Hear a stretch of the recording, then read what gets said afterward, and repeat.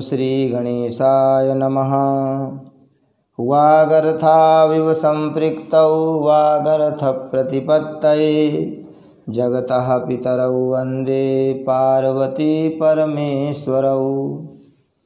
श्रीमद्भागवत महापुराण पंचम स्कंध 24वां अध्याय राहु आदि की स्थिति, अतलादि नीचे के लोकों का वर्णन। ओम नमो भगवते वासुदेवाय। श्री शुक उवाच अधस्तात् सवितुर्योजनायुतेश्वर भानुर्नक्षत्रवच्चरतीत्येके योऽसावमरत्वं ग्रहत्वं चालभत भगवदनुकंपया स्वयमसुरापसदः सैंघिकेयो ह्यतदर्हस्तस्य तात जन्म कर्माणि चोपरिष्टाद् वक्ष्यामः। श्री सुखदेव जी कहते हैं, परीक्षित, कुछ लोगों का कथन है कि सूर्य से 10,000 योजन नीचे राहु नक्षत्रों के समान घूमता है। उसने भगवान की कृपा से ही देवत्व और ग्रहत्व प्राप्त किया है। स्वयं यह सिंहिका पुत्र असुराधम होने के कारण किसी प्रकार इस पद के योग्य नहीं है।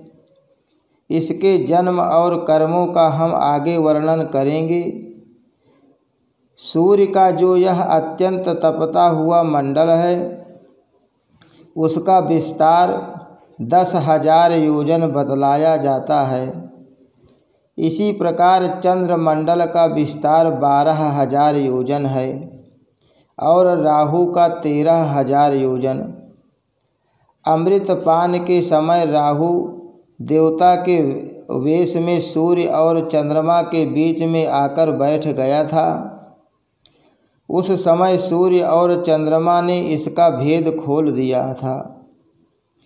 उस वैर को याद करके यह अमावास्या और पूर्णिमा के दिन उन पर आक्रमण करता है। यह देखकर भगवान ने सूर्य और चंद्रमा की रक्षा के लिए उन दोनों के पास अपने प्रिय आयुध सुदर्शन चक्र को नियुक्त कर दिया है।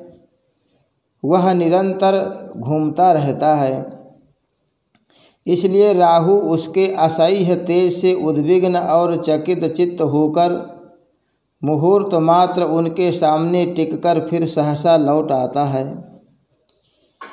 उसके उतनी देर उनके सामने ठहरने को ही लोग ग्रहण कहते हैं। राहु से 10,000 योजन नीचे सिद्धचारण और विद्याधर आदि के स्थान हैं। उनके नीचे जहाँ तक वायु की गति है और बादल दिखाई देते हैं, अंतरिक्ष लोक है। यह यक्ष राक्षस पिशाच प्रेत और भूतों का विहार स्थल है। उससे नीचे 100 योजन की दूरी पर यह पृथ्वी है। जहाँ तक हंस गिद्ध बाज और गरुण आदि प्रधान पक्षी उड़ सकते हैं, वहीं तक इसकी सीमा है। पृथ्वी के विस्तार और स्थिति आदि का वर्णन तो हो ही चुका है। इसके भी नीचे अतल, वितल, सुतल, तलातल, महातल, रसातल और पाताल नाम के 7 भूविवर भूगर्भस्थित बिल या लोक हैं। ये एक के नीचे एक 10,000 योजन की दूरी पर स्थित हैं और इनमें से प्रत्येक की लंबाई चौड़ाई भी 10,000 योजन ही है। ये भूमि के बिल भी एक प्रकार के स्वर्ग ही हैं। इनमें स्वर्ग से भी अधिक विषय भोग, ऐश्वर्य, आनंद, संतान सुख और धन संपत्ति है। यहाँ के वैभवपूर्ण भवन, उद्यान और क्रीड़ा स्थलों में दैत्य, दानव और नाग तरह तरह की मायामयी क्रीड़ाएं करते हुए निवास करते हैं। वे सब गारहस्थ्य धर्म का पालन करने वाले हैं। उनके स्त्री पुत्र, बंधु बांधव और सेवक लोग उनसे बड़ा प्रेम रखते हैं और सदा प्रसन्न चित्त रहते हैं। उनके भोगों में बाधा डालने के इंद्रादि में भी सामर्थ्य नहीं है। हे महाराज, इन बिलों में मायावी मय दानव की बनाई हुई अनेक पुरियाँ शोभा से जगमगा रही हैं, जो अनेक जाति की सुंदर सुंदर श्रेष्ठ मणियों से रचे हुए चित्र विचित्र भवन, परकोटे, नगर द्वार, सभा भवन, मंदिर, बड़े बड़े आंगन और गृहों से सुशोभित है, तथा जिनकी कृत्रिम भूमियों फर्शों पर नाग और असुरों के जोड़े एवं कबूतर, तोता और मैना आदि पक्षी किलोल करते रहते हैं, ऐसे पातालाधिपतियों के भव्य भवन उन पुरियों की शोभा बढ़ाते हैं। वहाँ के बगीचे भी अपनी शोभा से देवलोक के उद्यानों की शोभा को मात करते हैं।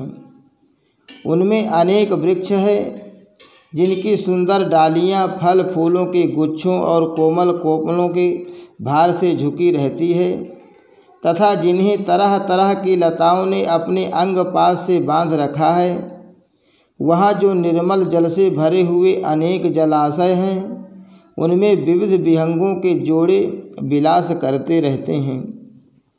उन वृक्षों और जलाशयों की सुषमा से वे उद्यान बड़ी शोभा पा रहे हैं। उन जलाशयों में रहने वाली मछलियाँ जब खिलवाड़ करती हुई उछलती हैं, तब उनका जल हिल उठता है। साथ ही जल के ऊपर उगे हुए कमल, कुमुद, कुवलय, कल्हार, नील कमल, लाल कमल और शतपत्र कमल आदि के समुदाय भी हिलने लगते हैं।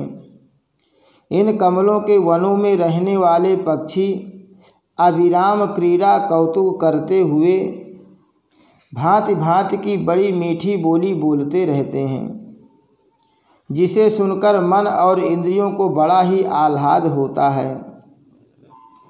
उस समय समस्त इंद्रियों में उत्सव सा छा जाता है। वहाँ सूर्य का प्रकाश नहीं जाता, इसलिए दिन रात आदि काल विभाग का भी कोई खटका नहीं देखा जाता। वहाँ के संपूर्ण अंधकार को बड़े बड़े नागों के मस्तकों की मणियाँ ही दूर करती हैं। उन लोगों के निवासी जन औषधि, रस, रसायन, अन्न पान और स्नानादि का सेवन करते हैं। वे सभी पदार्थ दिव्य होते हैं।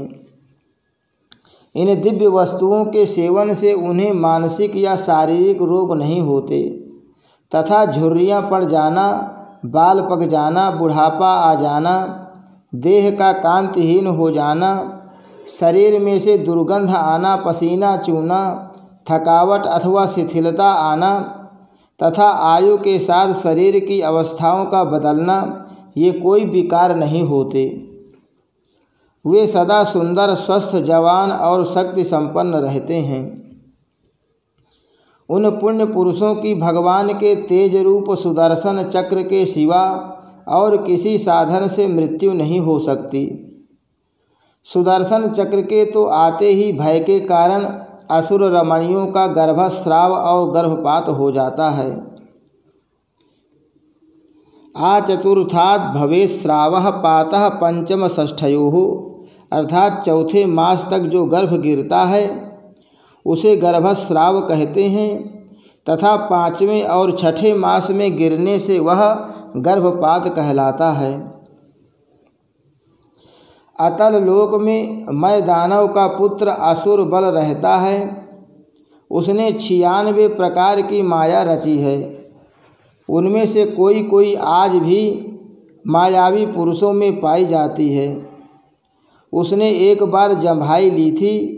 उस समय उसके मुख से स्वैरिणी, केवल अपने वर्ण के पुरुषों से रमण करने वाली, कामिनी, अन्य वर्णों के पुरुषों से समागम करने वाली, और पुंश्चली, जो अत्यंत चंचल स्वभाव वाली 3 प्रकार की स्त्रियां उत्पन्न हुई। ये उस लोक में रहने वाली पुरुषों को हाटक नाम का रस पिलाकर संभोग करने में समर्थ बना लेती हैं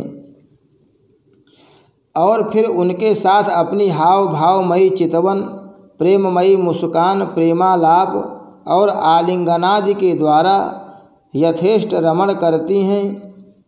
उस हाटक रस को पीकर मनुष्य मदांध सा हो जाता है और अपने को 10,000 हाथियों के समान बलवान समझकर मैं ईश्वर हूँ, मैं सिद्ध हूँ, इस प्रकार बढ़ बढ़कर बातें करने लगता है। उसके नीचे वितल लोक में भगवान हाटकेश्वर नामक महादेव जी अपने पार्षद भूत गणों के सहित रहते हैं। वे प्रजापति की सृष्टि की वृद्धि के लिए भवानी के साथ विहार करते रहते हैं। उन दोनों के तेज से वहाँ हाटकी नाम की एक श्रेष्ठ नदी निकली है। उसके जल को वायु से प्रज्वलित अग्नि बड़े उत्साह से पीता है। वह जो हाटक नाम का सोना थूकता है, उससे बने हुए आभूषणों को दैत्यराजों के अंतःपुरों में स्त्री पुरुष सभी धारण करते हैं। वितल के नीचे सुतल लोक है। उसमें महायशस्वी पवित्र कीर्ति विरोचन पुत्र बलि रहते हैं। भगवान ने इंद्र का प्रिय करने के लिए अदिति के गर्भ से वटु वामन रूप में अवतीर्ण होकर उनसे तीनों लोक छीन लिए थे। फिर भगवान की कृपा से ही उनका इस लोक में प्रवेश हुआ। यहाँ उन्हें जैसी उत्कृष्ट संपत्ति प्राप्त हुई है, वैसी इंद्रादि के पास भी नहीं है। अतः वे उन्हीं पूज्यतम प्रभु की अपने धर्माचरण द्वारा आराधना करते हुए यहाँ आज भी निर्भयता पूर्वक रहते हैं। राजन, संपूर्ण जीवों के नियंता एवं आत्मस्वरूप परमात्मा भगवान वासुदेव जैसे पूज्यतम पवित्रतम पात्र के आने पर उन्हें परम श्रद्धा और आदर के साथ स्थिर चित्त से दिए हुए भूमिदान का यही कोई मुख्य फल नहीं है कि बलि को सुतल लोक का ऐश्वर्य प्राप्त हो गया। यह ऐश्वर्य तो अनित्य है, किंतु वह भूमिदान तो साक्षात मोक्ष का ही द्वार है। भगवान का तो छींकने, गिरने और फिसलने के समय विवश होकर एक बार नाम लेने से भी मनुष्य सहसा कर्म बंधन को काट देता है। जब कि मुमुक्षु लोग इस कर्म बंधन को योग साधन आदि अन्य अनेकों उपायों का आश्रय लेने पर बड़े कष्ट से कहीं काट पाते हैं। अतएव अपने संयमी भक्त और ज्ञानियों को स्वस्वरूप प्रदान करने वाले और समस्त प्राणियों के आत्मा श्री भगवान को आत्मभाव से किए हुए भूमिदान का यह फल नहीं हो सकता। भगवान ने यदि बलि को उसके सर्वस्व दान के बदले अपनी विस्मृति कराने वाला यह मायामय भोग और ऐश्वर्य ही दिया, तो उन्होंने उस पर यह कोई अनुग्रह नहीं किया। जिस समय कोई और उपाय न देखकर भगवान ने याचना के छल से उसका त्रिलोकी का राज छीन लिया और उसके पास केवल उसका शरीर मात्र ही शेष रहने दिया, तब वरुण के पासों में बंधकर पर्वत की गुफा में डाल दिए जाने पर उसने कहा था, खेद है, यह ऐश्वर्यशाली इंद्र विद्वान होकर भी अपना सच्चा स्वार्थ सिद्ध करने में कुशल नहीं है। इसने सम्मति लेने के लिए अनन्य भाव से बृहस्पति जी को अपना मंत्री बनाया, फिर भी उनकी अवहेलना करके इसने श्री विष्णु भगवान से उनका दास्य न मांगकर उनके द्वारा मुझसे अपने लिए ये भोग ही मांगे। ये 3 लोग तो केवल एक मनवंतर तक ही रहते हैं, जो अनंत काल का एक अवयव मात्र है। भगवान के कैंकर्य के आगे भला इन तुच्छ भोगों का क्या मूल्य है। हमारे पितामह प्रहलाद जी ने भगवान के हाथों अपने पिता हिरण्यकशिपु के मारे जाने पर प्रभु की सेवा का ही वर मांगा था। भगवान देना भी चाहते थे तो भी उनसे दूर करने वाला समझकर उन्होंने अपने पिता का निष्कंटक राज लेना स्वीकार नहीं किया। वे बड़े महानुभाव थे। मुझ पर तो न भगवान की कृपा ही है और न मेरी वासनाएं ही शांत हुई हैं। फिर मेरे जैसा कौन पुरुष उनके पास पहुंचने का साहस कर सकता है। राजन, इस बलि का चरित्र हम आगे अष्टम स्कंध में विस्तार से कहेंगे। अपने भक्तों के प्रति भगवान का हृदय दया से भरा रहता है। इसी से अखिल जगत के परम पूजनीय गुरु भगवान नारायण हाथ में गदा लिए सुतल लोक में राजा बलि के द्वार पर सदा उपस्थित रहते हैं। एक बार जब दिग्विजय करता हुआ घमंडी रावण वहां पहुंचा, तब उसे भगवान ने अपने पैर के अंगूठे की ठोकर से ही लाखों योजन दूर फेंक दिया था।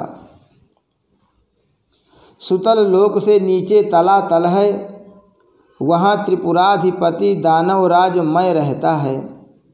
पहले तीनों लोकों को शांति प्रदान करने के लिए भगवान शंकर ने उसके तीनों पुर भस्म कर दिए थे। फिर उन्हीं की कृपा से उसे यह स्थान मिला। वह मायावियों का परम गुरु है और महादेव जी के द्वारा सुरक्षित है, इसलिए उसे सुदर्शन चक्र से भी कोई भय नहीं है। वहाँ के निवासी उसका बहुत आदर करते हैं। उसके नीचे महातल में कद्रु से उत्पन्न हुए अनेक सिरों वाले सर्पों का क्रोधवश नामक एक समुदाय रहता है। उनमें कुहक, तक्षक, कालीय और सुषेण आदि प्रधान हैं। उनके बड़े बड़े फन हैं। वे सदा भगवान के वाहन पक्षी राज गरुण जी से डरते रहते हैं, तो भी कभी कभी अपने स्त्री, पुत्र, मित्र और कुटुंब के संग से प्रमत्त होकर विहार करने लगते हैं। उसके नीचे रसातल में पड़ी नामक दैत्य और दानव रहते हैं। ये निवात, कवच, कालेय और हिरण्यपुरवासी भी कहलाते हैं। इनका देवताओं से विरोध है। ये जन्म से ही बड़े बलवान और महान साहसी होते हैं,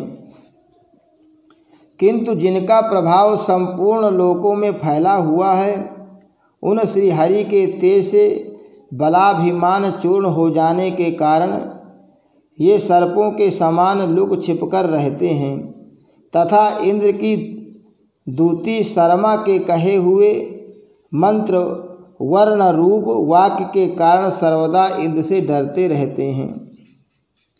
एक कथा आती है कि जब पनि नामक दैत्य ने पृथ्वी को रसातल में छिपा लिया, तब इंद्र ने उसे ढूंढने के लिए शर्मा नाम की एक दूती को भेजा था। शर्मा से दैत्यों ने संधि करनी चाहिए, परंतु शर्मा ने संधि न करके इंद्र की स्तुति करते हुए कहा था, हता इंद्रेण पणयः सयध्वम, अर्थात हे पणिगण, तुम इंद्र के हाथ से मरकर पृथ्वी पर सो जाओ। इसी शाप के कारण उन्हें सदा इंद्र का डर लगा रहता है। रसातल के नीचे पाताल है। वहाँ शंख, कुलिक, महाशंख, श्वेत, धनंजय, धृतराष्ट्र, शंखचूड़, कंबल, अश्वतर और देवदत्त आदि बड़े क्रोधी और बड़े बड़े फनों वाले नाग रहते हैं। इनमें वासुकी प्रधान है। उनमें से किसी के 5, किसी के 7, किसी के 10, किसी के 100 और किसी के 1000 सिर हैं। उनके फनों की दमकती हुई मणियाँ अपने प्रकाश से पाताल लोक का सारा अंधकार नष्ट कर देती हैं। हरि शरणम। श्री कृष्णार्पणमस्तु।